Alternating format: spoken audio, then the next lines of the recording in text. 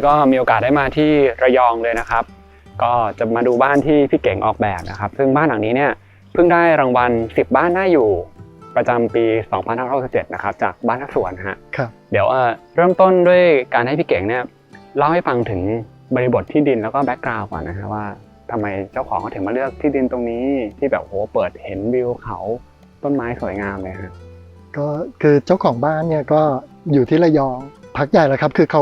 ขาไม่ใช่คนที่นี่แต่ว่ามาตั้งหลกลากที่นี่ตั้งแต่วัยหนุ่มสาวนะครับจนมีลูก3คนอะไรเงี้ยนะครับที่ดินต่างๆเนี่ยเขาก็ปลูกผลไม้นะครับจนวันหนึ่งเขาก็คิดว่าเขาอยากจะทำบ้านเขาก็เลยหาสถาปนิกนะครับตอนแรกก็มีที่ดินอยู่หลายแปลงที่จะเลือกเราก็เลือกแล้วก็ออกแบบไปแล้วแต่ว่าที่สุดท้ายเนี่ยพอออกแบบเสร็จเนี่ยจึงมามีที่อีกผืนหนึ่งคือผืนนี้คือแสดงว่ามีการออกแบบบนที่ดินแรกไปแล้วแล้วก็เปลี่ยนใจขอให้ออกแบบใหม่บนที่ดินนี้แทนเป็นประมาณนั้นทีนี้พอมีที่ผืนหนึ่งเราก็คิดแล้วว่าเฮ้ยมันมีประเด็นอะไรหรือเปล่าหมายถึงว่าเราจะทำโปรเจกต์ใหม่หรือว่าเอาบ้านที่เราทำเสร็จแล้วเนี่ยมาไว้ตรงนี้ซึ่งไม่ว่าไหนก็คือมีความเหนื่อยยากมากขึ้นอะไรครับพอมีการเปลี่ยนที่ดินปุ๊บแน่นอนว่าตัวบ้านต้องมีการเปลี่ยนแปลงอยู่แล้วใช่วันที่เรามาวันแรกอ่ะคือเหมือนกับว่าที่ผืนนี้มันเป็นทุ่งนาเก่าคือมันไม่มีต้นไม้ยังไม่มีต้นไม้ไม่มีสระเลยคือเหมือนกับเป็นดินเป็นทุ่งนาที่เขาไม่ได้ทำละแต่ว่าสิ่งที่สัมผัสได้เลยคือท้องฟ้าที่กว้างใหญ่กับภูเขานะครับรายล้อมเลยแล้วก็ลมอย่างแก๊ปอยู่ตอนนี้ก็คือเรารู้สึกถึงลมเรื่อยๆนะครับพี่ก็รู้สึกว่าเฮ้ยยังไงก็ต้องเลือกที่ผืนพี่ก็ถึงขนาดไลน์กลับไปในกลุ่มสมาชิกของบ้านว่าพี่ก็ตัดสินใจเลือกที่ผืนนี้ก็พร้อมกับเจ้าของบ้านทั้ง2ท่านนะครับพี่ก็บอกสมาชิกทุกคนว่าคือเราก็ตั้งใจว่าจะให้ทุกคนเนี่ยได้รับพลังธรรมชาติซึ่งวันนั้นเรามาแล้วพลังธรรมชาติมันเต็มมากที่สำคัญไปกว่านั้นคือเราบอกตัวเราว่าเราจะต้องทำให้ทุกคนอย่างเนี้ยเป็นส่วนหนึ่งกับธรรมชาติตรงนี้ให้ได้อันนี้ก็คือเป็นความคิดของเราตอนที่เรามาเห็นที่ดินนะครับผมสนใจเขาว่าเป็นส่วนหนึ่งกับธรรมชาติถ้าเกิดในแง่สถาปัตยกรรมเนี่ยการจะเป็นส่วนหนึ่งกับธรรมชาติในมุมมองของพี่เก่งมันจะต้องเกิดจากอะไรคือพี่นึกถึงไปตอนที่เราเรียนสตูดิโอตอนปี2ครับหรือท่านอาจารย์ต่อพงษ์ยมนาถเนี่ยท่านเคยเอาภาพหนึ่งให้ดูแล้วบอกว่าอันเนี้ยเป็นสถาปัตยกรรมเขตร้อนชื้นแต่ในภาพนั้นเนี่ยมันเป็นภาพที่เด็กไม่ใส่เสื้อผ้าสวมหมวกปีกกว้างนะครับยืนบนโลกซึ่งตอนนั้นเราก็ไม่เข้าใจแต่ว่าภาพนั้นมันอยู่ในความทรงจำเราเสมอเลยซึ่งจนตอนหลังเนี่ยเราเพิ่งจะเข้าใจในมุมมองของเรานะครับว่าอันนี้เป็นสถาปัตยกรรมเขตร้อนชื้นอันนี้ในมิติที่1และอีกมิติหนึ่งเนี่ยพี่รู้สึกว่ามันเป็นสถาปัตยกรรมที่เป็นของชาวตะวันออกคือเป็นส่วนหนึ่งกับธรรมชาติคือมันไม่มีสกินไม่มีผิวอาคารมันมีแต่หลังคาครับพูดง่ายๆก็เหมือนกับเป็นศาลาพูดง่ายๆก็เหมือนกับเป็นใต้ถุนที่โล่งแล้วก็โฟลว์ไปกับธรรมชาติภายนอกนี่พี่ก็คิดง่ายๆว่าอันเนี้ยมันเป็นตัวแทนของความเป็นหนึ่งเดียวกับธรรมชาติคือถ้าเรานั่งอยู่ในพื้นที่ที่มันเหมาะสมเช่นพื้นที่พับบิกต่างๆห้องนั่งเล่นในบ้านหลังเนี้ยมันจะได้เห็นท้องฟ้าที่กว้างใหญ่มากมันก็เหมือนกับผนังของเขาเนี่ยคือภูเขาคือท้องฟ้าหลังคาของเขาก็คือเป็นท้องฟ้าอะไรอย่างเงี้ยครับแล้วก็ความโฟลว์มันก็ทำให้ลมเนี่ยมันต้องสัมผัสร่างกายเขาอยู่เรื่อยๆเลยซึ่งมันเป็นไปได้ว่าเขาจะอยู่อย่างสบายโดยไม่ต้องติดเครื่องปรับอากาศอะไรประมาณนี้นะครับทีนี้ถ้าเกิดให้พูดถึงขนาดของที่ดินแล้วก็รูปทรงของที่ดินเพราะว่าพี่เก่งก็มีทรงให้ผมดูที่ดินก็รูปทรงค่อนข้างจะแบบมีแปลกมีส่วนยื่นอะไรอย่างนี้นิดนึงนะใช่แรกเริ่มเดิมทีเนี่ยที่ดินผืนนี้อย่างที่บอกเป็นทุ่งนาแต่ว่ามันมีบ่อเล็กๆบ่อเดิมอยู่ด้านทิศใต้ก็คือข้างหลังบ้านข้างหลังบ้านนะอันนี้คือบ่อดั้งเดิมเลยซึ่งมันเป็นบ่อที่น้ำมันไม่มีวันแห้งเพราะว่าน้ำมันผุดขึ้นมาอันนี้คือบ่อตามธรรมชาติบ่อตามธรรมชาตินะทีนี้พอเรามาสร้างบ้านเนี่ยสิ่งที่สำคัญคือเราก็พยายามวางเนี่ยเพื่อรับกับภาพธรรมชาติอันนี้นะครับซึ่งพี่เก่งมองแล้วว่ามุมเนี้ยเป็นมุมเปิดที่สวยที่สุดใช่มุมเปิดที่สวยแล้วมันประจวบเหมาะกับทิศลมทิศแดดพอดีด้วยคือเป็นมุมทิศเหนือที่เวลาที่เราเอามาเป็นส่วนประกอบของบ้านในแนวยาวเนี่ยเราไม่ต้องรับแสงแดดทั้งวันในขณะที่ใต้เหนือเนี่ยมันเป็นทิศของลมอยู่แล้วด้วยเดี๋ยวถ้าเรานั่งเนี่ยเราจะสังเกตว่าลมมันจะโฟลว์อยู่ตลอดเวลามันก็วางตัวอาคารเนี่ยยาวไปตามทิศ ที่ถูกต้องนะครับแล้วเราก็มาขุดบ่อเพิ่มบ่อที่เห็นเนี่ยเป็นบ่อกว้างใหญ่เนี่ยก็คือทุ่งนาเดิมนะซึ่งเดี๋ยวมันก็จะไปเชื่อมโยงกับจดหมายน้อยๆของเจ้าของบ้านนะครับซึ่งเขาเคยให้เราเขาบอกว่าสิ่งที่เขาคาดหวังสำหรับการทำบ้านเนี่ยคือเขาคาดหวังว่าบ้านนี้จะเป็นบ้านไม้ที่แวดล้อมไปด้วยสวนแล้วก็มีผืนน้ำขนาดใหญ่ซึ่งเขาก็บอกว่าเขาไม่ชอบน้ำทะเลนะมันมีคลื่นเขาชอบน้ำแบบนี้นิ่งๆซึ่งเราก็คิดว่านั่นเป็นสิ่งที่น่าสนใจเราก็นำสิ่งนั้นแหละมาใช้ในการวางผังด้วยนี่พอน้ำผืนใหญ่เนี่ยมันก็จะเชื่อมหน้าเชื่อมหลังหมายถึงบ้านเนี่ยมันจะเป็นตัวกลางด้านทิศเหนือเนี่ยเป็นบ่อน้ำขนาดใหญ่ด้านทิศใต้เนี่ยก็เป็นบ่อน้ำเดินมันจะโฟลว์เราจะเห็นองค์ประกอบเลยนะเวลานั่งใต้ถุนเนี่ยเราจะเห็นน้ำท้องฟ้าภูเขาทั้งด้านทิศเหนือทั้งด้านทิศใต้ครับก็คือเป็นการเห็นวิว2ฝั่งเลยถูกครับอย่างเมื่อกี้พี่เก่งพูดถึงจดหมายก็คือหมายถึงว่าเจ้าของบ้านเนี่ยตอนที่อาจจะมีการบอก requirement บอกโจทย์ก็คือเขามีทำเป็นจดหมายมาให้นะครับใช่ก็คือเป็นมันก็เหมือนเป็นความคาดหวังของเขาอะว่าเขาอยากจะได้บ้านแบบบ้านไม้ที่เขาคุ้นเคยในวัยเด็กเขาเคยอยู่ในบ้านไม้ตอนเด็กไปเรียนโรงเรียนก็โรงเรียนเป็นเรือนไม้ทั้งหมดหรือแม้กระทั่งอยู่ใกล้ๆกับริมน้ำเนี่ยอะไรเงี้ยครับเป็นเรียกว่าเป็นคุณค่าในชีวิตของเขาทีนี้พอเรามาดูในส่วนของตัวภาษาสถาปัตยกรรมนะครับหรือว่าตัวดีไซน์ของบ้านเนี่ยต้องบอกก่อนว่าหลายคนเนี่ยอาจจะคุ้นเคยหรือว่าจำพี่เก่งได้ผมเคยสัมภาษณ์พี่เก่งเมื่อนานมากแล้วฮะในรายการบ้านสวนแล้วก็ยิงพี่เก่งก็จะดีไซน์บ้านในแนวที่เรียกว่าเป็น tropical แล้วก็เคยอยู่สถาปัตยกรรมศิลป์ด้วยนะใช่ซึ่งจริงผมคิดว่าบ้านในลักษณะแบบนี้ถ้าเกิดเรารู้กันก็จะรู้ว่าพี่เก่งสามารถดีไซน์มาได้แบบดีแล้วก็มีความเชี่ยวชาญเลยขอบคุณครับทีนี้พอบ้านหลังนี้ในความเป็น tropical ที่พี่เก่งอาจจะดีไซน์มาหลายหลังแล้วมันมีความพิเศษยังไงบ้างไหมครับคือหลังจากที่ออกมาจากอสมศิลป์ก็มาตั้งสตูดิโอเล็กๆนะครับชื่อ Pomelo Studio ทีนี้สำหรับบ้านหลังเนี้ยมันมีความพิเศษกว่าบ้านหลังอื่นไหมสำหรับผมเนี่ยมันไม่ได้มีความต้องการที่จะพิเศษกว่าหรืออะไรเพียงแต่ว่าสิ่งที่เราทำก็คือเราก็พยายามทำบ้านที่มันเป็นใต้ถุนสูง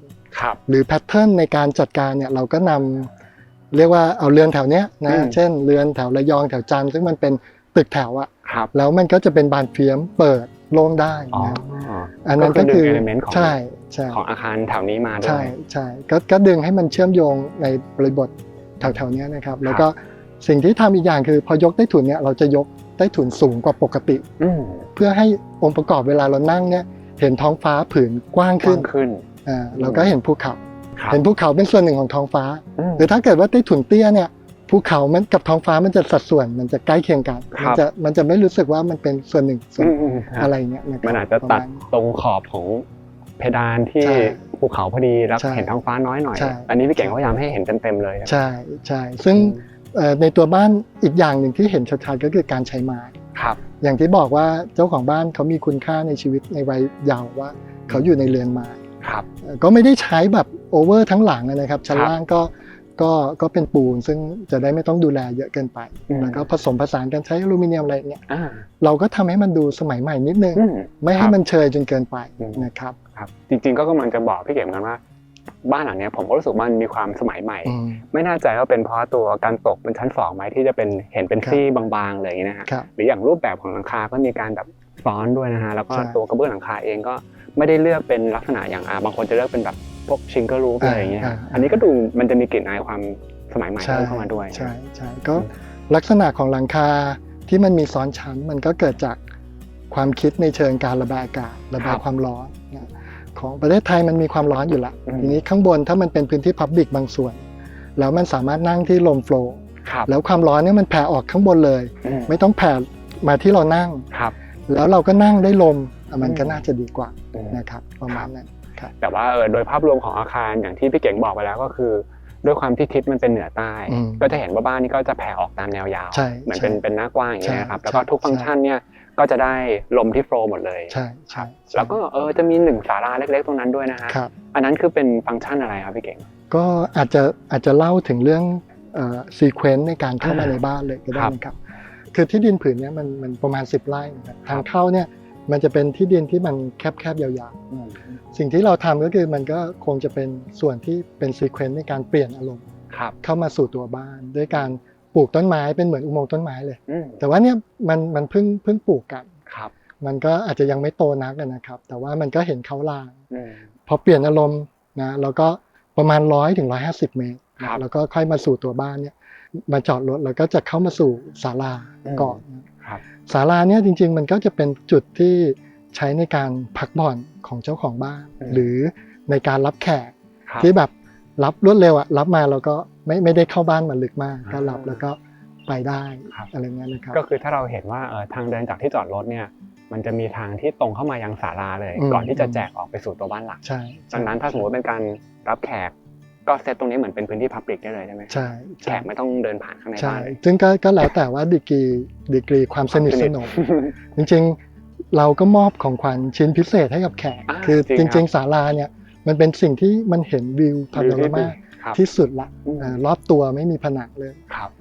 พี่เก่งก็ตั้งใจดีไซน์ให้เหมือนยื่นมาในน้ำใช่เหมือนกับเป็นศาลากลางน้ำหรือลอยบนน้ำเลยเนี่ยแล้วก็สำหรับเจ้าของบ้านในชีวิตประจำวันเขาก็อาจจะเดินผ่านระเบียงยาวซึ่งเขาก็จะได้ลื่นลมกับธรรมชาติภูเขาท้องฟ้าพื้นน้ำก่อนแล้วก็ค่อยเข้าสู่ตัวบ้านอันนี้คือซีเควนซ์ครับผมโอเคครับงั้นเดี๋ยวให้พี่เก่งพาไปที่ตัวบ้านกันครับได้ครับ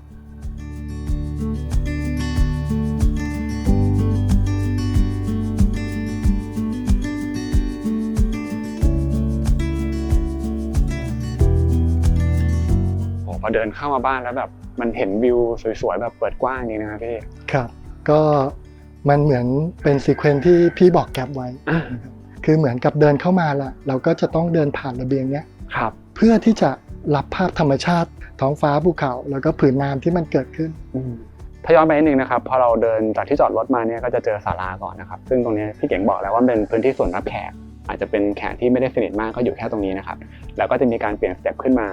ซึ่งมันมี1ฟังก์ชันที่น่าสนใจเหมือนจะเป็นตู้เก็บของอันนี้ไม่แน่ใจว่าเป็นเก็บรองเท้าหรือเก็บอะไรนะอันนี้ก็คือที่เก็บรองเท้า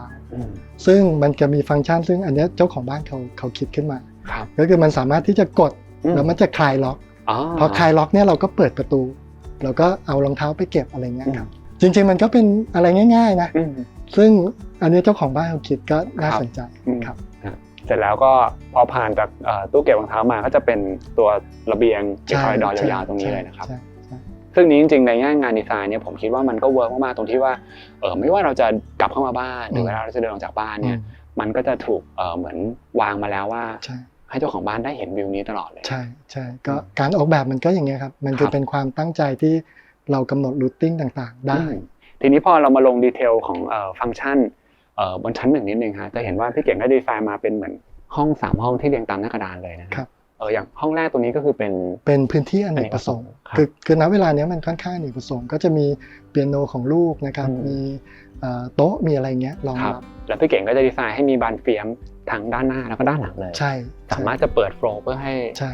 ลมถ่ายเทได้หรือแม้กระทั่งเรื่องมุมมองใช่ไหมครับที่เรามองเห็นสองฝั่งแล้วก็ภายในห้องแต่ละห้องนี้ก็จะมีประตูเล็กที่สามารถเดินทะลุผ่านใช่แต่ละห้องก็เป็นความเชื่อมโยงของภายในก็มีความโฟลว์ของมันส่วนพื้นที่ตรงกลางที่เป็นบันไดขึ้นชั้น2เนี่ยเราก็มีความคิดว่าเราอยากทำให้มันเป็นโซนนิรภัยหมายถึงว่าในยามค่ำคืนเนี่ยปิดโซนนี้ก็ไม่ต้องกังวลว่าไอ้ที่เปิดโล่งอันอื่นเนี่ยมันจะต้องกลัวคนเข้ามาก็คือไม่สามารถเข้าโซนที่เป็นนิรภัยที่จะป้องกันคนขึ้นบันไดไปสู่ชั้น2เวลานอนได้ครับ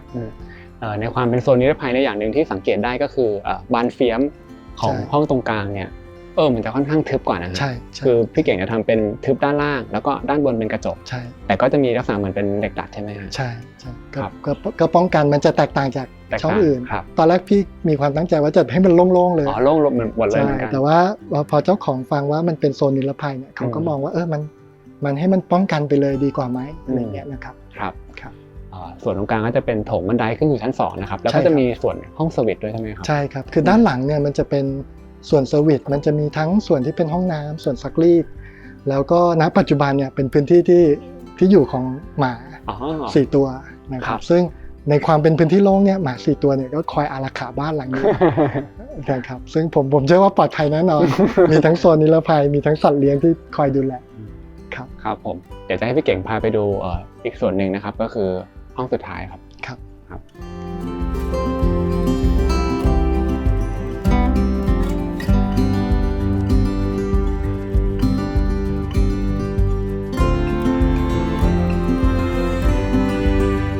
ตอนนี้พี่เก่งก็พามาห้องสุดท้ายของชั้น1นะครับซึ่งห้องนี้ก็จะเป็นห้องที่เป็นฟังก์ชันรับประทานอาหารนะครับมี pantry แล้วก็เชื่อมต่อครัวไทยด้วยนะครับแต่ว่าสิ่งที่อยากพูดถึงก่อนเลยก็คือเรื่องของมุมมองที่ทุกๆห้องเนี่ยก็จะเปิดเห็นวิวกว้างๆแบบนี้เลยนะครับใช่ครับแล้วก็อยากย้อนไปถึงตอนที่พี่เก่งพูดถึงฟอร์มของตัวอาคารนิดนึงครับว่าแบบชั้น1เนี่ยพี่เก่งจะแบบมีการยกให้ตัวฝ้าเพดานมันสูงซึ่งพอเข้ามาก็รู้สึกมันสูงจริงนะอันนี้คือสูงประมาณสักเท่าไหร่พื้นถึงพื้นเนี่ยประมาณ4 เมตรโอ้4 เมตรเลยนะครับโดยประมาณนะครับอย่างเมื่อกี้เนี่ยก่อนที่จะถ่ายพี่เก่งก็มีให้ผมลองนั่งดูนะฮะแล้วก็เวลาที่เรานั่งไปปุ๊บเนี่ยก็จะเห็นเลยว่าการที่เรายกแบบเนี้ยมันเปิดมุมมองให้เห็นแบบกว้างขึ้นจริงๆใช่แล้วก็ส่วนของคอ2พี่เก่งก็เลือกเป็นแบบกระจกใสด้วยใช่ครับก็ส่วนคอ2เนี่ยมันคือพื้นที่ข้อต่อของผนังกับฝ้าบ้างกับหลังคาบ้างกับฝ้าเพดานคือที่เราทำนี้เพราะว่าเราอยากให้มันดูโปร่งเบามันก็จะเป็นลักษณะผนังไประดับหนึ่งแล้วก็เป็นกระจกรอบนะครับคือเวลานั่งมันจะรู้สึกเบาสบายนะครับแล้วก็นอกจากเห็นวิวฝั่งนี้แล้วด้านหลังบ้านก็เช่นเดียวกันนะครับก็จะมีบ่อน้ำธรรมชาติเล็กๆที่พี่เก่งบอกนะครับแล้วก็มีการดีไซน์แลนด์สเคปไว้โดยรอบเช่นเดียวกันครับทีนี้พอเรามาพูดถึงฟังก์ชันของห้องนี้บ้างครับพี่เก่งมีการดีไซน์ยังไงฮะพื้นที่ที่มันเกิดขึ้นมามันก็จะเป็นพื้นที่นั่งรับประทานอาหารมี pantry ก็จะเป็นที่ชงกาแฟอะไรต่างๆซึ่งลูกๆเขาจะมีชงกาแฟแบบแอดวานซ์มากเลย มีเครื่องจริงจังหลายเครื่องเลยมีเครื่องจริงจังเลยนะครับเมื่อเช้าผมก็ได้ชิมนะครับแล้วก็เชื่อมต่อไปกับครัวไทยมันก็จะเห็นลักษณะเป็นบานเลื่อนแล้วก็ถ้าเกิดว่าจะผัดอะไรรุนแรงก็เลื่อนปิดแต่ว่าพอเลื่อนเปิดเนี่ยมันก็จะคอนเนคกันเชื่อมโยงกันเห็นกันและกันก็ผมว่าก็ดีนะไม่เหงาภายในส่วนของครัวเนี่ยจะเห็นว่าค่อนข้างโปร่งเลยนะฮะคือมีกระจกโดยรอบแล้วก็มีส่วนของกระจกเข้ามุมด้วยที่ทำให้มองเห็นสวนกว้างๆใช่ก็จริงๆมันก็เป็นการพัฒนาแบบขึ้นเรื่อยๆพอมาหน้างานก็คุยกับเจ้าของคุณน้าผู้หญิงเนี่ยท่านก็บอกว่าอยากให้ครัวมันโปร่งเราก็เลยทำกระจกเข้ามุมหรือเรียกว่ากระจกเนี่ยมันล้อมห้องครัวไทยนี้ไปเลยเวลาทำครัวมันก็จะรู้สึกว่ามันเป็นส่วนหนึ่งกับข้างนอกละในขณะที่บานที่เราจัดการก็จะเป็นบานกระทุ้งเพื่อให้มันการฝนสาดเป็นในตัวอะไรอย่างนี้นะครับซึ่งพี่เก่งก็บอกว่ามุมนี้เป็นมุมที่เจ้าของก็คือมาใช้เวลาเยอะที่สุดเลยใช่ที่จริงๆก็มันก็จะเชื่อมโยงไปกับระเบียงที่มันยื่นลอยไปในน้ำซึ่งเวลาที่มันมีการสังสรรค์หรือเวลาที่พ่อแม่ลูกอยู่กันครบเนี่ยพื้นที่นี้ก็สำคัญในการเชื่อมโยงไปเชื่อมโยงมาครับแล้วก็มีการทำมานั่งไปด้วยนะใช่ก็พยายามให้มันเกิดพื้นที่ที่มันมีความหลากหลายแล้วเขาก็ไม่ต้องฟิกว่าตรงนี้เป็นนั่งเล่นตรงนี้เป็นอะไรแต่ว่าเขาก็เคลื่อนย้ายจากตรงนี้ไปตรงนั้นพยายามทำพื้นที่ให้มันเชื่อมโยงกันให้ได้เพราะจริงๆผมก็เชื่อว่าการมาอยู่อาศัยในบ้านลักษณะเนี่ยเราไม่ได้ต้องการรูปแบบของ living ที่มันเป็น typical format แบบทั่วๆไปนี่นะครับอย่างหนึ่งที่อยากให้พี่เก่งเสริมนิดนึงคือเรื่องของelement ตัวเสากลมที่อาจจะเป็นเสาคู่บ้างเสาเดี่ยวบ้างคือไอ้สิ่งที่เกิดเป็นใต้ถุนเนี่ยเราก็พยายามใช้เสาลอยเป็นองค์ประกอบบางส่วนมันมีเสาคู่เนี่ยซึ่งมันก็อาจจะเชื่อมโยงไปกับโครงสร้างของอาคารนะครับคือเสาคู่เราไปรับพื้นที่มันยื่นออกมานะครับข้างบนเนี่ยเสามันจะไม่ตรงกันมันจะถูกถ่ายเป็นเสาเหล็กออกไปรับหลังคาอีกทีนึงแล้วมันก็ค่อยๆยื่นออกไปคือชายคาข้างบนเนี่ยกับพื้นที่ตรงนี้จะต่างกันเป็นสัก4 เมตรครับงั้นเดี๋ยวจากตรงนี้ให้พี่เก่งพาขึ้นไปดูชั้น2นะครับครับผมครับนี่เราก็เดินเข้าจากตรงนี้ได้เลยมีประตูเล็กเชื่อมอยู่นะครับใช่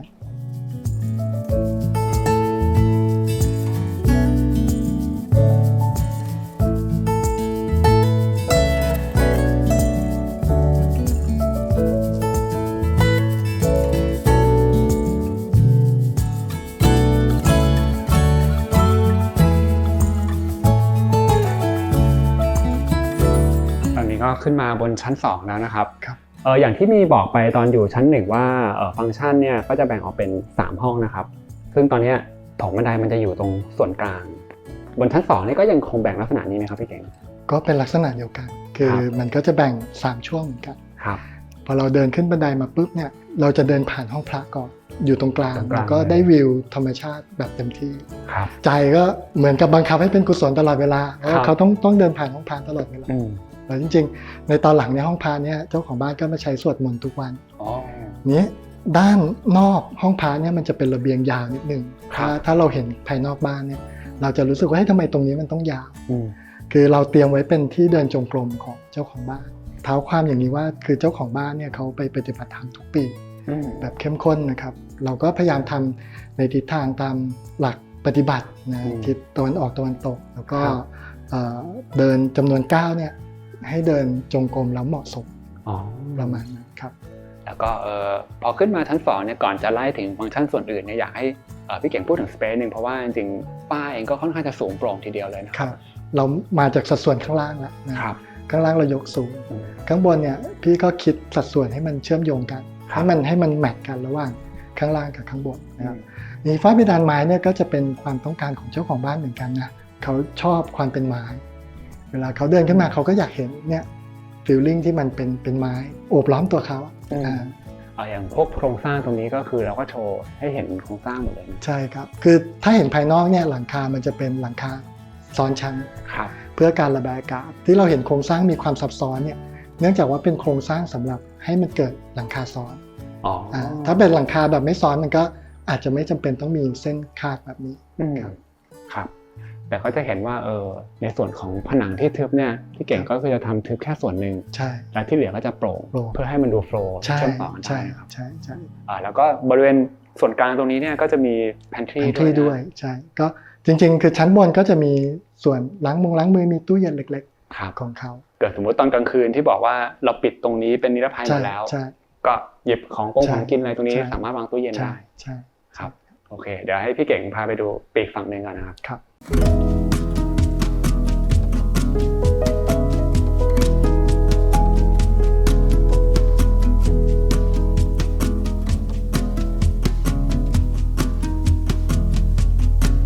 จากช่วงตรงกลางบ้านที่เป็นโถงบันไดนะครับตอนนี้เราก็เดินมาปีกนึงของตัวบ้านนะครับจะมาเจอกับพื้นที่ส่วนกลางก่อนแล้วก็นี่จะเห็นว่ามีประตูห้อง2ห้องนี่ก็คือห้องนอน2ห้องนะครับใช่อย่างพื้นที่ส่วนกลางตรงนี้นี่คือลักษณะเหมือนเป็นแบบห้องหนังสืออย่างนี้ได้ป่ะใช่ครับคือบ้านหลังเนี้ยมันเหมือนกับมันไม่มีอะไรฟิกตายตัวแต่ว่ามันมีความหลวมๆตรงเนี้ยมันเป็นเหมือนห้องหนังสือที่เขามานั่งทำงานได้นะครับหรืออย่างตรงด้านริมที่ไปเห็นวิวเลยเนี่ยก็จะเป็นไม้ยาวนะครับสำหรับนั่งทำคอมนั่งทำงานเขียนหนังสือได้อ่านหนังสือได้แล้วมันก็จะเป็นการเห็นวิวแบบพาโนรามาเลยเพราะว่าเรามีบานเฟียมที่เปิดโล่งเลยนะครับแล้วก็ส่วนของห้องนอนเองเนี่ยครับพี่เก่งก็จะดีไซน์มาแปลนเหมือนกันเลยแล้วก็เหมือนมิเรอร์กันนี้ใช่ไหมใช่ครับก็4ห้องก็เหมือนกัน4ห้องก็คือพ่อแม่1ห้องแล้วก็ลูกอีก3คนความตั้งใจก็คือเตียงมันก็จะหันปลายทางเนี่ยไปสู่วิวเรียกว่าถ้านอนนั่งชันเข่าก็ดูวิวได้ตลอดเวลาในส่วนของห้องนอนเนี่ยก็จะมีระเบียงให้ทุกห้องเลยด้วยใช่ไหมครับใช่ครับก็เป็นความตั้งใจที่ทุกห้องมีเหมือนกันเขาก็จะไปสัมผัสอากาศตรงๆนะครับแล้วก็ในห้องนอนมีที่นอนมีที่นั่งทำงานทุกห้องมันจะเป็นแบบนี้ครับแล้วก็ถ้าเกิดเราพูดถึงรูปร่างกันอีกทีนึงก็คือห้องนอน2ฝั่งก็จะเป็นระเบียงเล็กแล้วก็ตรงกลางที่เมื่อกี้เราบอกระเบียงห้องพักก็จะระเบียงยาวใช่ก็สังเกตได้ชัดเจนเลยล่ะชัดเจนครับแล้วก็จริงๆห้องน้ำมันก็ไม่ได้อยู่ที่ห้องนอนห้องน้ำมันจะถูกแยกมาคือก็เหมือนกับมาใช้ห้องน้ำแชร์กันแต่ว่าห้องน้ำชั้นบนก็จะมี2ห้องเช่น2ห้องนอนนี้ก็ใช้ห้องน้ำปีกหนึ่ง2ห้องนอนด้านนู้นก็ใช้ห้องน้ำอีกปีกนึงคือถ้าดูจากแปลนในห้องน้ำก็คือจะอยู่ตรงช่วงตรงกลางบ้านก็คืออยู่หลังแพนทรีนั่นเองใช่แล้วก็ถูกลดสเต็ปลงไปหน่อยเพราะว่ามันมีความคิดในเชิงการทำหลังคาให้คอมพิวต์ฟอร์มคือหมายถึงว่าถ้าเกิดห้องน้ำมันไม่ลดเนี่ยส่วนที่ยื่นไประดับเดียวกันเนี่ยหลังคามันจะลงมาไม่ได้นะใช่มันจะลงมาไม่ได้เพราะมันจะติดหัวถ้าจะเอาหลังคาเท่ากันนะมันก็เลยถูกลดสเต็ปไปอะไรเงี้ยครับเพื่อให้ถ้ามองจากภายนอกหลังคามันจะเต็ม ซึ่งก็ได้อารมณ์แบบไทยๆเหมือนกันนะการต่างระดับครับถือว่าเป็นจุดที่น่าสนใจนะครับเพราะมันก็ถูกคิดมาในเรื่องของดีไซน์ด้วยโอเคครับเดี๋ยวจากตรงนี้ให้พี่เก่งพาไปดูอีกปีกหนึ่งบ้างนะครับได้ครับ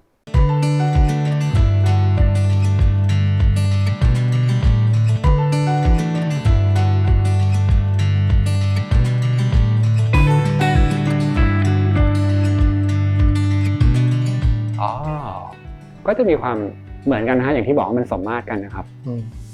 มันเป็นส่วนที่เป็นพับบิกนิดนึงคือมันเป็นพื้นที่นั่งเล่นที่อาจจะดูทีวีตรงนี้ได้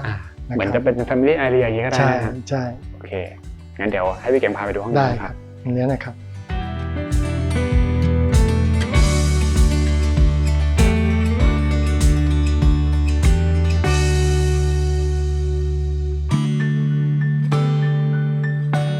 ตอนนี้ก็มาอยู่ในห้องน้ำแล้วนะครับเมื่อกี้ก็จะเห็นว่าเรามีการเดินลงตามสเต็ปมาซึ่งก็พี่เก่งได้บอกก่อนแล้วว่ามีการลดระดับห้องน้ำเพื่อให้หลังคามันเป็นแบบเหมือน complete form มากขึ้นนะครับใช่ดีเทลในส่วนห้องน้ำเนี่ยมีจุดไหนที่น่าสนใจบ้างฮะก็คือในห้องน้ำเนี่ยเวลาเดินลงมาเนี่ยมันจะเชื่อมจากพื้นไม้นะครับไม้จริงนะครับพอมาสู่โซนห้องน้ำเนี่ยมันจะเป็นกระเบื้องคือจริงๆมันเราเข้าใจว่าห้องน้ำมันเป็นโซนเปียกนั้นจะใช้ไม้มันก็ลำบากนิดนึงกลายเป็นกระเบื้องลายไม้นะครับซึ่งเวลาดูมันก็จะมีความเชื่อมต่อกันระหว่างไม้จริงมาสู่พื้นตรงนี้ครับอันนั้นประเด็นแรกนะครับทีนี้พอเข้ามาในห้องน้ำเนี่ยเพื่อที่จะมีความโฟลว์ไปกับภายนอกมันก็เกิดอันนี้ขึ้นมาแต่ว่าทำไมถึงเป็นอันนี้คืออันนี้มันจะช่วยกรองสายตาคนภายนอกด้วยนะมันก็จะมี2ช่วงเช่นบางทีเนี่ยเราอาจจะปิดแค่ช่วงล่างก็ได้นะครับเพื่อจะกันโป๊ส่วนล่างอะไรนะครับส่วนบนก็เปิดไว้ความโฟลว์มันก็จะโฟลว์ภายนอกแบบเต็มที่ก็จะสังเกตว่าลมเนี่ยก็โฟลว์อยู่ครับฝั่งนี้เนี่ยที่พี่เก่งเลือกใช้เป็นบานเกตเนี่ยผมว่ามันก็สะท้อนไปถึงงานดีไซน์ภายนอกหรือว่ารูปบ้านด้วยนะฮะก็จะเห็นเป็นฝั่งด้านหลังบ้านซึ่งก็จะเป็นอีกหนึ่งจุดที่ element ก็น่าสนใจใช่ครับตัวนี้มันจะไม่ได้มีแบบมุงลวดอะไรแบบนี้นะครับไม่มีก็คือจริงๆโฟอาจจะมีมาลงแมลงได้เล็กน้อยอะไรนะครับก็จริงๆตอนคืนเขาก็ใช้วิธีการปิดประตูห้องน้ำเอาเพื่อจะกันโซนการโซนนี้ไปเลยไม่ให้เข้าไปถึงในส่วนห้องนอนใช่มันก็จะมีอีกอันนึงเรื่องหลังคาตรงนี้ครับที่เราพยายามให้มันเป็นใสแล้วก็มันก็จะเห็นท้องฟ้าคือจริงๆเราก็พยายามคิดให้มันเห็นภายนอกได้มากที่สุดแล้วก็เป็นเรื่องไฮยีนที่เอาความร้อนเข้ามาตรงห้องน้ำมันก็จะแห้งเร็วขึ้นครับแล้วก็ห้องน้ำของปีกนี้เนี่ยก็จะมีส่วนชาวเวอร์นะครับแล้วก็จะมีอ่างอาบน้ำด้วยเป็นแบบฟรีสแตนดิ้งเลยใช่ครับใช่เวลานอนอาบเราก็เห็นท้องฟ้าหลังคาโปร่งใสอะไรเงี้ยประมาณนี้ก็จะมีเรื่องของการมุมมองหรือว่าการเชื่อมโยงถึงธรรมชาติต่อเนื่องกันไปนะครับก็เรียกว่าทุกจุดในบ้านหลังนี้ก็เว้นแต่ว่าพวกซักรีดเซอร์วิสที่มันจะไม่ได้เห็นมากขนาดนั้นครับ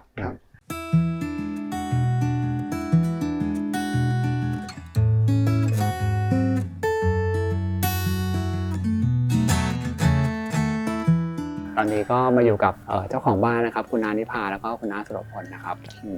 ตอนนี้ขอแสดงความยินดีด้วยนะครับที่ได้รางวัลบ้านน่าอยู่ของทางบ้านสวนนะครับคำถามที่ผมอยากจะถามนะครับอาจจะอยากให้สะท้อนมุมมองเกี่ยวกับการได้มาอยู่ในบ้านหลังนี้เพราะว่าก่อนหน้านี้เนี่ยก็ทราบว่าคุณน้าทั้งสองท่านก็อยู่เป็นบ้านในหมู่บ้านมาก่อนซึ่งขนาดที่ดินอาจจะไม่ได้ใหญ่มากนะครับแต่พอย้ายมาอยู่ที่นี่เนี่ยโอ้โหที่ดิน10 ไร่เลยก็มีอาณาบริเวณกว้างขวางเลยนะครับมีความรู้สึกยังไงบ้างครับหลังจากที่ได้ย้ายเข้ามาอยู่ครับก็เริ่มต้นเลยจริงๆนะชอบปลูกต้นไม้ครับความฝันของน้าก็คืออย่างที่บอกอ่ะคุ้นเคยกับชีวิตวัยเด็กที่ชอบน้ำแล้วก็มีบ้านไม้แล้วก็มีสวนที่จริงก็คือมีเป็ดมีไก่เลี้ยงสารพัดสัตว์ด้วยแหละซึ่งเราพอแก่แล้วเกษียณแล้วเราไม่มีภาระแล้วลูกก็โตหมดเราก็อยากจะทำในสิ่งที่เราอยากทำค่ะแล้วพอดีคุณเก่งเนี่ยนะปกติน่าจะติดตามนิตยสารบ้านและสวนอยู่นะคะก็มีชื่อคุณเก๋งอยู่แล้วก็มีบ้านที่ลักษณะใกล้เคียงคือบ้านริมคลองน้าก็เลยติดต่อคุณเก๋งไปแล้วก็พยายามอธิบายว่าน้ามีความฝันยังไงครับค่ะซึ่งต้องบอกก่อนว่าในพื้นที่10 ไร่เนี่ยที่เราเห็นต้นไม้เห็นสวนต่างๆนี่ก็คือคุณน้าดูแลกันในแค่2 ท่านเลยเหรอครับ ใช่ค่ะ โอ้ ก็ อาจจะมีการจ้าง เป็นค คนงาน รั้งๆ บ้าง อย่าง ครับ กรณีเร่งด่วนอย่างเงี้ยค่ะ ครับ ซึ่งปกติเราก็ไม่ได้จ้างใครเข้ามาเพราะว่าเราก็อยากอยู่กันแบบ อืม ส่วนตัวเ ครับ งียบๆค่ะ แต่ก็คือเป็นสิ่งที่เรารักเหมือนเป็นงานอดิเรกเลยใช่ไหม ใช่ก็คือเราไม่ได้เร่งรีบเช้านะตื่นมานะจะเดินดูต้นไม้ก่อน ครับ แล้วก็รดน้ำค่ะ พอบ่ายๆค่ำๆถึงจะมาดูว่าจะต้องปลูกอะไรเพิ่ม ถ้าปลูกตอนเย็นค่ะ ครับแล้วพอหลังจากที่บ้านสร้างเสร็จเรียบร้อยแล้วครับ มีความประทับใจในมุมไหนของบ้านบ้างไหมครับ ก็ที่ใช้อยู่ก็จะเป็นห้องครัวเป็นหลักนะครับเพราะว่า ครับ เป็นจุดที่เรามาลงมาแล้วทานกาแฟลูกๆก็มาก็นั่งทานกาแฟกันได้คุยกันตอนเช้านะ ตรงนี้เหมือนเป็นแบบจุดศูนย์กลางของบ้านเลยใช่ไหม ใช่ ครับ ครับเย็นๆก็มาทานข้าวด้วยกัน ครับอยากจะให้แชร์มุมมองให้กับคนที่กำลังทำบ้านอยู่ และอยากจะมีบ้านเป็นลักษณะฟิลบ้านสวนแบบนี้ครับ มีอะไรที่แบบอยากแนะนำไหมครับ ก็คือบ้านไม้มันจะเป็นวัสดุธรรมชาติ ซึ่งมันก็มีปัญหาของในตัวของมันเอง มีทั้งเรื่องหน้าฝนมันบวม แล้วก็มีอย่างนี้ค่ะมันเป็นเชื้อรา ก็คือถึงแม้เราจะทาสีเคลือบยังไง ถ้าโดนแดดโดนฝนเยอะๆมันก็ไม่ได้อะกันไม่อยู่ มันก็จะเกิดเชื้อราสะสม เราก็ต้องหาศึกษาวิธีการนะคะว่าจะทำยังไงถึงจะดูแลรักษาได้ ซึ่งตอนนี้น้าก็ยังป้องกันไม่ได้ แต่ว่าแก้ไขด้วยการทำความสะอาดปีละครั้งค่ะเพราะน้ามาอยู่นี่ประมาณ2 ปี ก็ทำมาละครั้งที่2เพิ่งทำไปนะคะค่ะ อย่างวิธีการทำความสะอาดนี่คือทำเป็นลักษณะยังไงนะครับ ตอนนี้น้าใช้วิธีเอาน้ำส้มสายชูผสมน้ำค่ะเช็ดมันจะทำให้เชื้อราตายแล้วก็หลุดล่อนจากไม้ได้ง่ายค่ะ ครับแต่อันนี้ก็คือเหมือนเป็นวิธีที่สามารถจัดการได้ชั่วคราวใช่ไหมฮะ ก็คือมันแก้ไขหมายความว่าเราล้างออกฆ่าเชื้อได้ระดับหนึ่งแต่ว่าระยะป้องกันเนี่ยมันไม่ได้อะค่ะยังไงไม้มันก็ยังมีถ้ามันมีความชื้นมันก็ยังมีเชื้อราเกิดขึ้น ซึ่งอาจจะต้องศึกษาต่อค่ะว่าจะมีวิธีการป้องกันยังไงค่ะ งานไม้ก็จะมีปัญหาคือไม้มันโก่งบวมตัวประตูบานเฟี้ยวเนี่ยสังเกตแล้วว่าพอเราทำใหม่ๆมันเปิดสะดวกมากแต่ว่าทุกระยะเดี๋ยวมันก็เปิดยากแล้วเพราะมัน อันนั้นเราทำหน้าแล้งไม้มันก็พอดีนะคะ พอหน้าฝนมามันบวมเปิดไม่ได้ ก็ปรับไป ตอนแรกนะก็คุยกันว่าให้สายออกใช่ไหมคะแล้วช่างก็บอกว่าสายไม่ได้เพราะว่าเดี๋ยวพอหน้าแล้งมันหดมันก็จะเกิดช่องว่างค่ะเราก็เลยแก้เนี่ยค่ะมันมีไม้อกเหลาเนาะช่างเขาก็แนะนำมาค่ะว่าให้เอาไม้มาปิดทำเป็นอกเราเหมือนกับประตูวัดนะฮะโดยเป็นแผ่นไม้ปิดตรงกลางก็จะปิดช่องว่างอันนี้มีภูมิปัญญาพื้นบ้านไทยนะฮะว่าประตูไม้เนี่ยเวลาใช้นานเข้ามันจะมียืดหดคือถ้าเราให้มันชิดเกินไปเนี่ยถึงเวลามันยืดมันก็จะปิดไม่อยู่ก็ต้องให้มันหดตัวพอมันห่างเนี่ยก็เป็นประเด็นช่องว่างเขาก็เลยใช้ไม้อกเรามาปิด2 ด้านก็ทำให้ไม่เห็นช่องครับเวลาที่เราใช้ไม้มันเป็นธรรมชาติของไม้คือการยืดหดการเกิดสิ่งที่เราไม่คาดคิดนะครับคือดังนั้นเนี่ยถ้าคนรักงานไม้ก็ต้องยอมรับในสิ่งเหล่านี้นะครับแล้วก็อาจจะอยู่กับมันหรือว่าจะค่อยๆดูแลมันไปเรื่อยๆซึ่งพี่ก็คิดว่าเนี่ยมันก็คือเป็นเสน่ห์ของงานไม้เรารับมือกับมันเราอยู่กับมันแล้วเราก็มีความสุขบ้างมีความทุกข์บ้างก็เป็นปกติของชีวิตครับจริงๆพวกงานไม้หรือวัสดุที่เป็นสัจจวัสดุเนี่ยมันก็จะมีการเปลี่ยนแปลงตามกาลเวลานะครับอย่างเขาเรียกว่า weathering aging อะไรอย่างนี้บ้างซึ่งนอกเหนือจากปัญหาที่เจอเช่นเรื่องของเชื้อราการยืดหดตัวเนี่ยบางทีสีซีดหรือบางทีมันก็มีคราบอะไรต่างๆอันนี้จริงๆก็ถ้าเกิดใครที่เลือกวัสดุที่เป็นธรรมชาติแล้วเนี่ยสามารถยอมรับจุดนี้ได้ก็จะสามารถอยู่กับมันได้อย่างเหมือนยังมีความสุขใช่ครับก็มันมีอีกประเด็นหนึ่งคือผมคิดว่าเราใช้ไม้ก็ใช้ได้ในบางส่วนเนี่ยเราอาจจะผสมผสานเช่นการใช้บานอลูมิเนียมมาผสมซึ่งมันอาจจะช่วยให้เราง่ายขึ้นฝาไม้การยืดหดตัวมันอาจจะไม่ได้กระทบเรามากแต่ว่ามันมีอะไรเงี้ยครับคืออย่างชั้น1ก็จะเลือกเป็นไม้เลยใช่ด้านบนเป็นอลูมิเนียมก็จะช่วยรับมือกับสภาพอากาศของประเทศไทยได้มากขึ้นแล้วก็ยังตอบคุณนาได้ในความรักเรื่องไม้ครับทีนี้สุดท้ายอาจจะให้พี่เก่งแชร์มุมมองเกี่ยวกับเรื่องของบ้านในลักษณะที่เป็นบ้านแบบ tropical นะเพราะว่าพี่เก่งนี่ก็ทำบ้านแนวนี้มาแบบหลายหลังแล้วครับ พี่เก่งนี้ว่าถ้าเกิดใครสนใจอยากทำแนวเนี้ยฮะแก่นหรือว่าสิ่งสำคัญที่ควรจะคำนึงถึงเนี่ยคืออะไร สำหรับผมเนี่ยก็คงจะเป็นเรื่องความสมดุลของการรับมือแดดฝนความสมดุลของบริบท เช่นมุมมองต่างๆแล้วก็ความสมดุลกับโปรแกรมพื้นที่ใจสอยผมว่าประมาณ3อย่างเนี่ยคือจริงๆอุตสาหกรรมในเขตร้อนชื้นเนี่ยมันก็คือการรับมือกับแดดฝนจริงๆมันไม่ใช่ว่าหลังคาจั่วมันเป็นวิธีเดียวในการรับมือถ้าเราทำอาคารสมัยใหม่หรือโมเดิร์นอะไรเงี้ยครับแล้วเรารับมือกับแดดฝนได้ดีผมก็เชื่อว่าอันนี้ก็เป็นอุตสาหกรรมเขตร้อนชื้นที่ดีได้เหมือนกันดังนั้นเนี่ยรูปแบบมันก็เป็นแค่รูปแบบแต่หัวใจของมันคือการรับมือให้ได้นะครับ